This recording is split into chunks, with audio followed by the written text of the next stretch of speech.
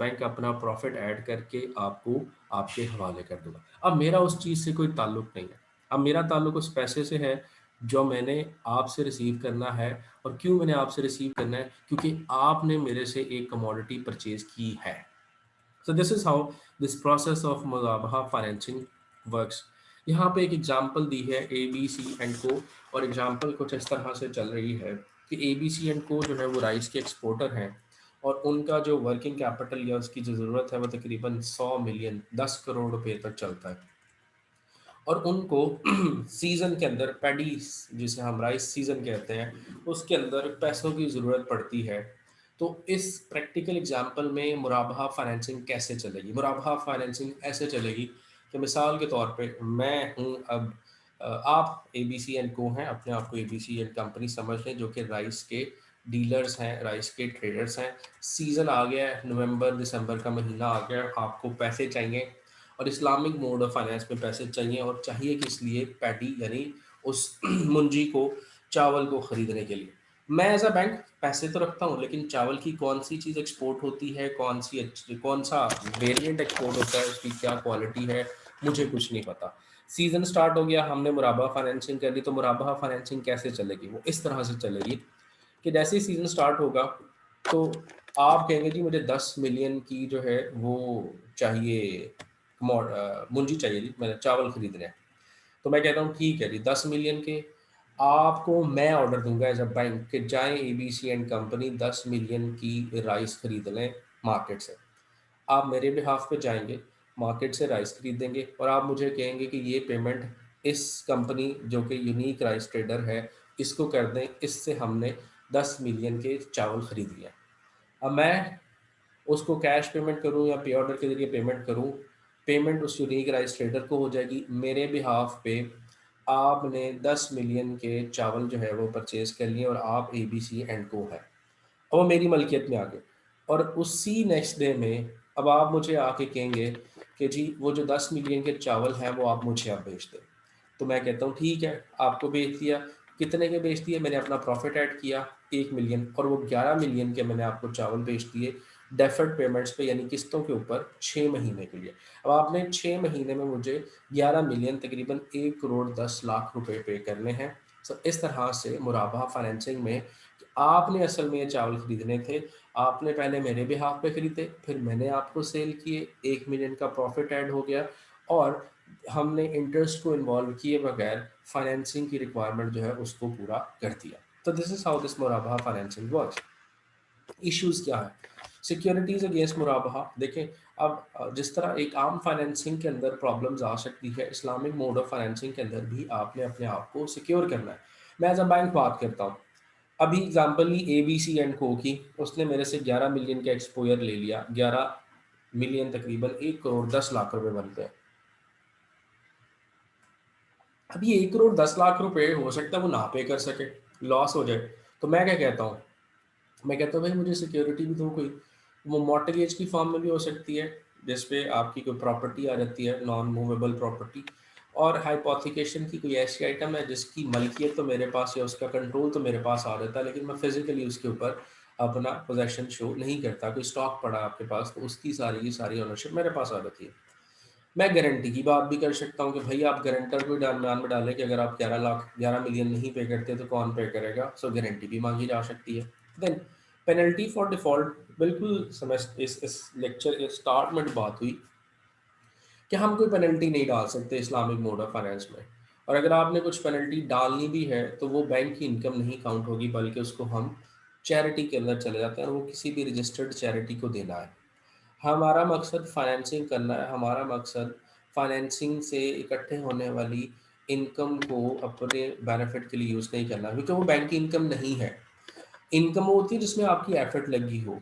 किसी की non payment से या डिलेड पेमेंट से आपको इनकम नहीं होती। लेकिन आप उसको ट्रैक पे रखना चाहते हैं तो पेनल्टी जो है वो एक किस्म का कोअर्सिव इफेक्ट रखता है कि अगर वो पेनल्टी ना हो तो लोग कहेंगे खैर है यार चलो देखी जाएगी। So there is a penalty, but penalty is supposed to be taken into a separate account, a charity account, and the heads of the charity account or the board of that charity account shall decide कि उसको कहाँ पे move करना है। Roll over मुदारबा। Roll over मुदारबा का मतलब ये है, जैसे हम बैंक में बात करते हैं तो बैंक के अंदर एक होता है रनिंग फाइनेंस, रनिंग फाइनेंस या ओवरड्राफ्ट की फैसिलिटी क्या होती है कि आप कहते हैं यार मुझे 10 मिलियन का रनिंग फाइनेंस या ओवरड्राफ्ट दे दो, ये 1 साल के लिए, जब कभी भी मुझे ज़रूरत पड़ेगी मैं आपसे पूछे बगैर तकरीबन 1 करोड़ रुपए जो है वो आपके अकाउंट से चेक इशू कर सकता हूँ। मुराबाहा में ऐसे नहीं होता, बिकॉज़ मुराबाहा इज़ नॉट अ लोन, मुराबाहा is a sale and sale of a commodity. एक आइटम बार-बार सेल नहीं होती। आपको एक दफ़ा ज़रूरत पड़ी चावल की, आपने 10 मिलियन के खरीद लिए। आपने 10 मिलियन की पेमेंट वापस कर दी और 1 मिलियन साथ प्रॉफिट भी ऐड करके बैंक को दे दिया, टोटल 11 मिलियन 6 महीने के अंदर-अंदर आपने वापस कर दिया। अब दोबारा अगर आप उसको यूनिक ट्रेडर्स के पास जाके 10 मिलियन की दोबारा चावल की काश्त खरीद लेते हैं और बैंक से कहते हैं कि इसको पेमेंट कर दें और हम आपको 11 मिलियन दे देंगे, तो नहीं, ऐसा नहीं हो सकता। आपको दोबारा से कॉन्ट्रैक्ट करना पड़ेगा, बिकॉज़ मुराबाहा is a sale not a loan जो कि बार-बार मिले। हर कमोडिटी की सेल परचेज करने के लिए आपको हर दफ़ा जो है वो नया कॉन्ट्रैक्ट करना पड़ेगा। सो इसलिए रोल ओवर नहीं होता, यानी एक दफ़ा कर लिया तो बार बार नहीं चलता रहेगा। आपको हर दफ़ा इस प्रोसेस में आने के लिए, इस प्रोसेस को कंप्लीट करने के लिए डॉक्यूमेंटेशन वर्क कंप्लीट करना पड़ेगा। रिबेट ऑन अर्ली पेमेंट्स कि अगर आप जल्दी पैसे दे देते हैं तो क्या मुझे डिस्काउंट मिलेगा? कि अगर 6 मिलियन जो है वो 1 मिलियन का जो प्रॉफिट है,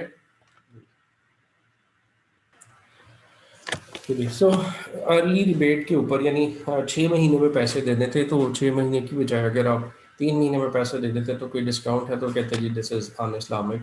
हाँ, अगर सेलर अपनी मर्जी से देना चाहता है ऑन इट्स ओन तो ठीक है, बट इसको आप टर्म्स एंड कंडीशंस में ना डालें कि 1 महीना पहले दे दिया तो इतने डिस्काउंट है, 2 महीने पहले पे कर दिया तो इतना डिस्काउंट है, ऐसे ही ना लेके चला।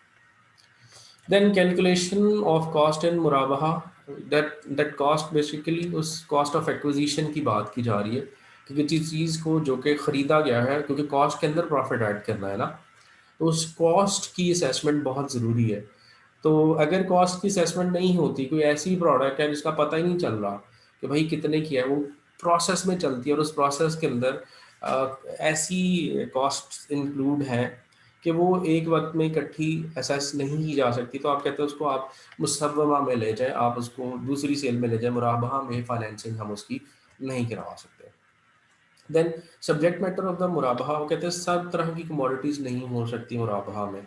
मिसाल की मैंने अभी के फॉर एग्जांपल आप कहते हैं कि जी मुझे डिस्टिलेशन के लिए चाहिए एक प्लांट, तो डिस्टिलेशन के अंदर आप डेफिनेटली उस प्रोसेस में जाएंगे जहाँ फर्मेंटेशन से बनते हुए अल्कोहल बनेगी।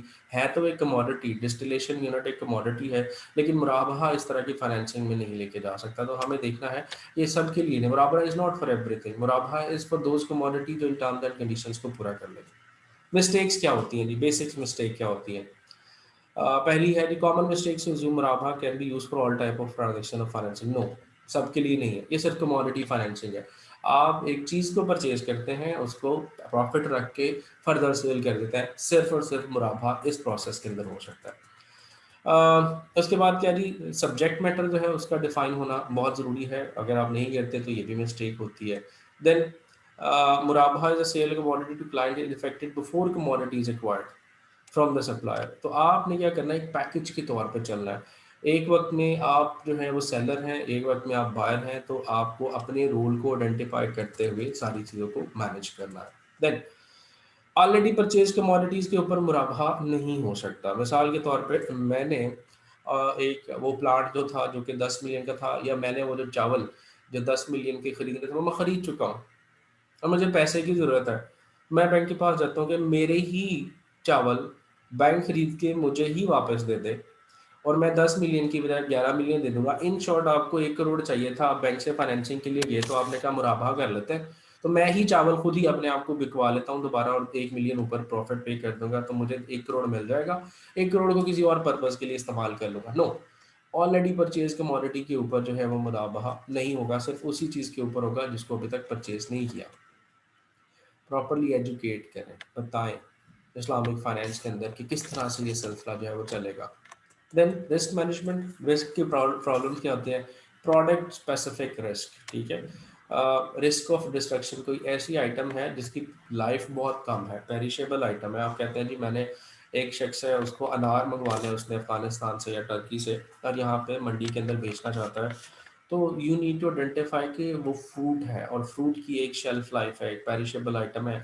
वो कंटेनर के अंदर 2 हफ्ते 3 हफ्ते तो फ्रेश रहेगा, उसके बाद उसकी वैल्यू डाउन होना शुरू हो जाएगी। तो आप इस प्रोसेस को समझते हुए उस प्रोडक्ट के साथ एसोसिएटेड रिस्क को देखें और उनको कवर अप करने के लिए मिटिगेटिंग फैक्टर्स को ऐड करें, तकाफुल करवाएं, इंश्योरेंस करवाएं, minimize the time of ownership. Bank के बिहाफ पे फ़ौरन से ख़रीद के फ़ौरन कस्टमर के नाम पे उसको ट्रांसफ़र करवा दें ताकि आपका नुकसान कम से कम हो। क्रेडिट रिस्क की बात की जा रही है। क्रेडिट रिस्क का मतलब ये है कि वो रिस्क जो कि कस्टमर की नॉन पेमेंट से हो सकता है। तो आप पहले ज़रा चेक कर लें कि कवर ले लें, उसको गारंटी या सिक्योरिटी ले लें, उसकी वैल्यूएशन अच्छी तरह से करें, उसका कैश साइकिल देखें कि क्या वो इस कैपेसिटी में भी है कि वो पे कर सकता है या नहीं। शरिया नॉन कंप्लायंस रिस्क का मतलब ये है कि हो सकता है आपसे कोई गलती वगैरह हो जाए और रिलेटेड टू अंडरस्टैंडिंग ऑफ मुराबा, तो उस पर्पज़ के लिए ट्रेनिंग करवाएं। उसके अलावा अपनी पॉलिसी जो है उसको स्ट्रॉन्ग करें। आप अपना एक शरिया चेक या ऑडिट करें जिसके ज़रिए आइडेंटिफाई कर सकें कि क्या हम ठीक तरह से रिक्वायरमेंट पूरी कर रहे हैं। और एक प्रोसेस फ्लो बनाएं। पहले प्रोसेस क्या होगा, पहला स्टेप क्या है, दूसरा स्टेप क्या है, तीसरा स्टेप क्या है, हर स्टेप के ऊपर चेकिंग चलती रहे। वेरिएंट्स ऑफ मुराबाहा फाइनेंसिंग, किन किन तरीकों से मुराबाहा फाइनेंसिंग हो सकती है। एडवांस पेमेंट मुराबाहा फाइनेंसिंग, कि जिससे जो आपने कमोडिटी परचेज करनी है और आपको पता है कि लोग आते हैं और ये वाली कमोडिटी बहुत ज़्यादा परचेज करते हैं, तो बजाय इसके कि हर दफ़ा आप अपने सेलर के साथ बात करें, आप उसको पहले ही एक दफ़ा पेमेंट कर देते हैं और कहते हैं कि जब कभी ज़रूरत पड़ेगी तो ये आपके पास एडवांस पड़ा हुआ है, आप हमारे पैसों से ये पैसे काट लीजिएगा और रिटर्न के अंदर आप जो है वो आप हमें वो कमोडिटी प्राइस दे देगा। फॉर एग्जांपल यूनिक राइस की मिसाल ले लेते हैं।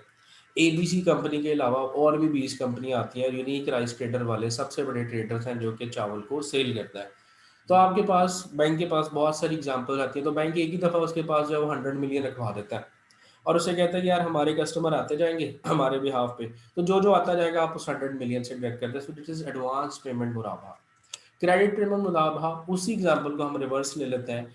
आप यूनिक राइस वालों से बात कर लेते हैं कि भाई हमारे बिहाफ पे कस्टमर को जितने चावल चाहिए होंगे आपने दे देने हैं, हम आपको लिख के देंगे, पैसे आप हमसे बाद में ले लीजिएगा।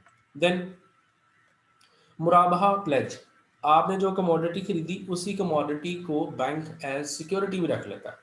मैंने प्लांट चाहिए था, मैंने बैंक से पैसे लेके प्लांट खरीदा, बैंक ने मुझे वापस प्लांट प्रॉफिट डाल के बेच दिया। अब उस प्लांट के ऊपर बैंक का चार्ज क्रिएट हो गया या बैंक ने उसको सिक्योरिटी के तौर पर रख दिया। मुराबाहा ऑन स्पॉट, जो मौके के ऊपर जो चीज़ बिक रही है, जिसकी आप ऑन स्पॉट फाइनेंसिंग कहते हैं, on spot sale and purchase करते हैं, उसको आप मुराबाहा ऑन स्पॉट कहते हैं। अगर the assets held in the inventory of the bank are sold to the customer as per his requirement against spot payment, मौके पे। अब इस चीज़ को यूज़ करते हुए कौन कौन सी आइटम्स हैं जिनको मुराबाहा के ज़रिए हम फाइनेंस कर सकते हैं। So here is the list available जिसको हम मुराबाहा के ज़रिए फाइनेंस कर सकते हैं। आज के लिए हम इतना ही। इसका जो रिमेनिंग पोर्शन है, फॉर एग्जांपल दिस बाय मजाल module or accounting treatment, although this is not directly relevant to us, we are more interested in how this thing works. So let's look at why, what is buy module. You just need to understand what buy module is, nothing more than that. A buy module is the Arabic acronym sale on deferred payment. Deferred payment becomes a loan payable by the buyer in the lump sum or installments. ठीक है।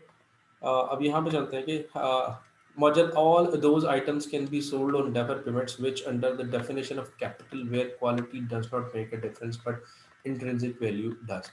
So we can for the time being we can simply ignore, हम इसको अभी detail में नहीं जाते। We just stick to what we have studied in Murabaha, and this chapter is supposed to be covered till this point, जो कि हमारी financing की एक्टिविटीज है, educating packages and education packaging and financing. If you will have any question, you will be able to ask the question during the class timings on online lecture. Till then, thank you so much. We'll see you later on.